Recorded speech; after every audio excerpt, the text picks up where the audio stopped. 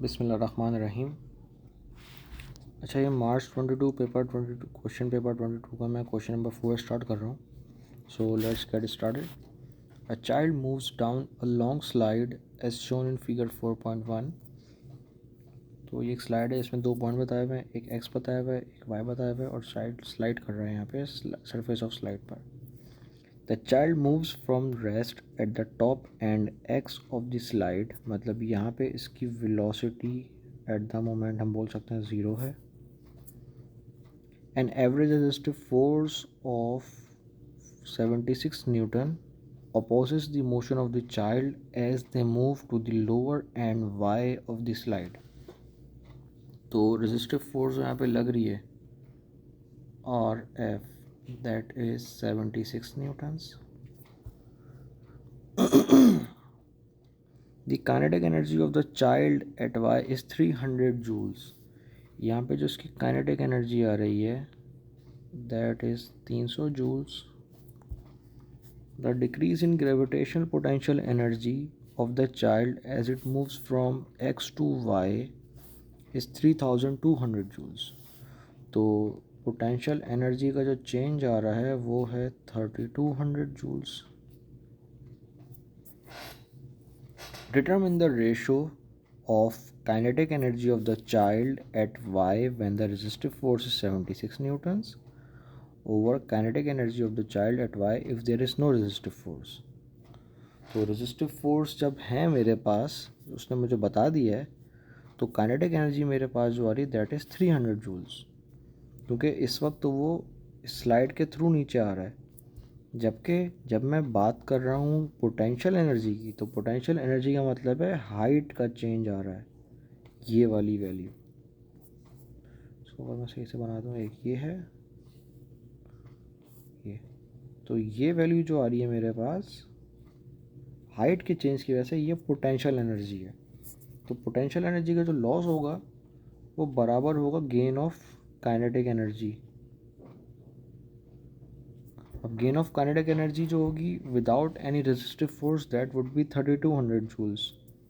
जबकि जो मेरे पास सादी काइनेटिक एनर्जी आ रही है that is because of this friction, वो जो रेजिस्टिव फोर्स आ रही है वो मेरे पास आ रही है 300 जूल्स। तो अब मुझे ये पता चल गया यहाँ पर कि 300 डिवाइडेड बाय 3200, तो इसका मेरे पास आंसर बनेगा 0.09375। अब हम इतना बड़ा तो नंबर लिखते नहीं है, इसको 2SF में कर देते हैं, तो ये हो जाएगा आपका 0.094। अब वो बोल रहा है use the answer in A to calculate the ratio speed of the child at Y when the resistive force is 76 newton over speed of child at Y if there is no resistive force. तो इसमें अगर मैं बात करता हूँ तो मुझे पता है काइनेटिक एनर्जी बराबर होती है 0.5 mv² के, जिस केस में मेरे पास 0.5 और m तो कांस्टेंट है। तो मेरे पास जो रेशो बन गया इनका वो कुछ इस तरह का बन जाएगा कि kinetic energy is proportional to velocity का स्क्वायर।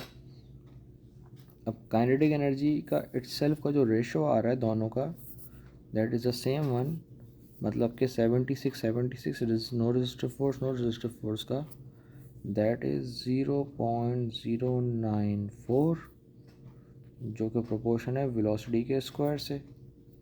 अब अगर मुझे वो स्पीड का वो मांग रहा है रेशो, तो मुझे स्क्वायर हटाने के लिए रूट लगाना पड़ेगा, तो ये वैल्यू बन जाएगी 0.094। तो वेलोसिटी का जो रेशो आएगा दैट इज़, एक मिनट, मेरे पास ये आ रहा है 0.306, तो इसको 0.31 कर देते हैं। अब वो भाई साहब बोल रहे हैं कि कैलकुलेट करें the length of the slide from x to y। इसको मैं थोड़ा सा इरेज कर देता हूँ। x से y की लेंथ मांग रहे हैं वो। तो अगर मैं इसमें एक फॉर्मूला लगा दूँ वर्क डन वाला, तो ये फॉर्मूला बनता है work done is equals to force into distance. अब वर्क डन मैं निकाल सकता हूँ नेट वर्क डन के हिसाब से, change in work done that is total force without work done without resistance minus work done with resistance. तो ये वैल्यू मेरे पास if I am not wrong 2900 बन जाएगी जूल्स की। और अब जब ये मेरे पास 2900 बन गई है और फोर्स मुझे अभी तक जो पता चली है रेजिस्टिव फोर्स है दैट इज़ 76 न्यूटन्स, तो मैं डिस्टेंस निकाल सकता हूँ। तो work done over force would be equals to distance, तो 2900 डिवाइडेड बाय 76, तो डी की वैल्यू मेरे पास आ रही है 38.1578। तो इसको मैं अप्रॉक्सीमेट करके 38 भी कर सकता हूँ। तो ये मैं यहाँ पे 38 का मैं यहाँ पे वैल्यू बता देता हूँ कितनी आ रही है मेरे पास। डी की वैल्यू आ रही है मेरे पास 38.157 समथिंग। तो मैंने इसको राउंड ऑफ कर दिया है 38 पर। आई होप कन्फ्यूजन क्लियर हो गई होगी। 2SF पे रख रहा हूँ मैं सारी वैल्यूज़, क्योंकि हर चीज़ यहाँ पे 2SF पे दी हुई है। अच्छा भाई, अब नेक्स्ट पार्ट आ गया, ये काफ़ी इंटरेस्टिंग पार्ट है। At end Y of the slide, the child is brought to rest by a board as shown in figure 4.2.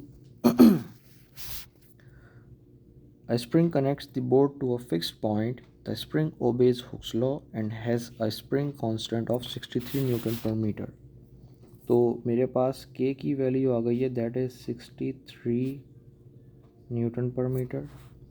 The child hits the board so that it moves to the right and compresses the spring. The speed of the child becomes zero when the elastic potential energy of the spring has increased to its maximum value of 140 joules. तो elastic potential energy इस वाले case में जो maximum है that is 140 joules. वो बोल रहे हैं मैक्सिमम कंप्रेशन बता दें। मैक्सिमम कंप्रेशन मतलब वो एक्स मांग रहा है, तो इसमें एक फॉर्मूला लग सकता है energy is equals to half K X square.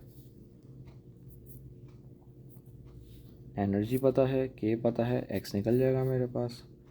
ये बन जाएगा 2 एनर्जी ओवर के इज इक्वल्स टू एक्स और इसका रूट। वैल्यूज़ प्लग इन कर देते हैं तो वैल्यू आ जाएगी मेरे पास 2 टाइम्स 140 ओवर 63। तो x की वैल्यू मेरे पास आ रही है 2.108, उप्स माय बैड 108। तो इसको राउंड ऑफ कर देते हैं 2.1 पे, वही 2SF पे रखा है मैंने। तो ये 2.1 मीटर्स की मैक्सिमम कंप्रेशन हो गया। अच्छा, एक तरीका तो ये है, दूसरा तरीका इसका मैं यहीं पे लिख कर देता हूँ कि हम लोग कर सकते हैं इसको। एनर्जी का एक और फॉर्मूला होता है जिसको हम लोग बोलते हैं हाफ FX, जिसमें फ़ोर्स मुझे पता है मेरी कितनी चल रही है, बल्कि सॉरी मुझे फ़ोर्स नहीं पता इस वाले केस में। तो एनर्जी मुझे पता है, पहले मुझे F को इन टर्म्स ऑफ X करना पड़ेगा, फिर मुझे X की वैल्यू फिर से वही निकालनी पड़ेगी। मैं करके दिखा देता हूँ। 2 × 140 हो गया ये इज इक्वल्स टू FX। तो अब ओवर X हो जाएगा, ये समथिंग ऐसी कोई वैल्यू आ जाएगी ये। अब ये मुझे पता है कि मेरे पास जो यहाँ पे F है, ये तो खैर मैं नहीं बता सकता यहाँ पर, लेकिन मुझे स्प्रिंग कांस्टेंट पता है जो कि मेरे पास वैल्यू इसमें नहीं है। अब F की जो वैल्यू होती है वो होती है F is equals to KX। तो F is equals to 63 X लिख सकता हूँ मैं यहाँ पर। तो बात खैर से वही हो गई, 2 × 140 कितना आता है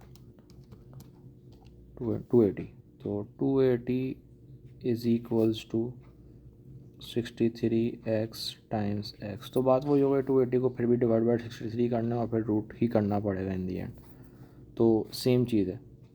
खैर, अब नेक्स्ट पार्ट पर आते हैं। Calculate the percentage efficiency of the transfer of kinetic energy of the child to the elastic potential energy of the spring. Kinetic energy of the child की बात कर रहा है to the elastic potential energy of the spring. तो efficiency की value क्या होती है? Output over input into 100। तो आउटपुट मेरे पास 140 जूल्स आ रहा है, इनपुट मैंने 300 जूल्स दिया था क्योंकि यहाँ पे वर्क डन भी हो रहा है, इनटू 100। तो मेरे पास वैल्यू बन जाएगी ये अप्रॉक्सीमेटली 0.4667। ये मैंने मल्टीप्लाई 100 नहीं करा, तो जब कर देंगे मल्टीप्लाई तो ये 46.7% बन जाएगा। इसको फिर से राउंड ऑफ कर दो, इसको 2 ऐसे फिर ले आओ, तो ये 47 की वैल्यू आ जाएगी। अब वो साफ फरमा रहे हैं the maximum compression of the spring is x not. On figure 4.3, sketch a graph to show the variation of the elastic potential energy of the spring with its compression x from x0 to x is equals to x naught. Numerical values are not required. तो इस वाले part में हमें बताना है कि किस तरह बढ़ेगी वैल्यू। होगा ये कि अब जब मेरे पास इनिशियली तो ये होगा कि जैसे जैसे मैं एक्सटेंशन मतलब कंप्रेस कर रहा हूँ उसको, वैसे वैसे मेरे पास वैल्यू बढ़नी चाहिए थी आइडियली इस तरह से। लेकिन होता मसला क्या है कि अब होगा ये कि पहले तो इनिशियली हल्के हल्के बढ़ेगा ये, लेकिन जैसे जैसे मैं ज़रा ज़रा से स्पेस बढ़ाता रहूँगा ना, मतलब फॉर एग्ज़ाम्पल अगर ये मेरा स्प्रिंग है पूरा, तो इनिशियली अगर मैं इसको यहाँ, अब मैं यहाँ से यहाँ तक मैंने प्रेस कर दिया इसको, तो अब ये थोड़ा छोटा रह गया है। इसको फिर से बना देता हूँ, ये लेंथ है, अब मैंने इसको यहाँ तक प्रेस कर दिया है, तो इसमें थोड़ी ज़्यादा कंप्रेशन आ गई है। लेकिन इस टाइम पे इसकी एनर्जी इतनी, इलास्टिक एनर्जी इतनी गेन नहीं हुई है। लेकिन जैसे ही मैं इस लेवल पर आ जाऊँगा ना, तो मेरे पास अब ज़्यादा इलास्टिक एनर्जी गेन होनी शुरू हो जाएगी। तो इसको अब मैं ऐसे कर सकता हूँ कि अब ये मैंने थोड़ा गलत बनाया है, इसको मैं देखता हूँ अगर मैं सही बना सकूँ।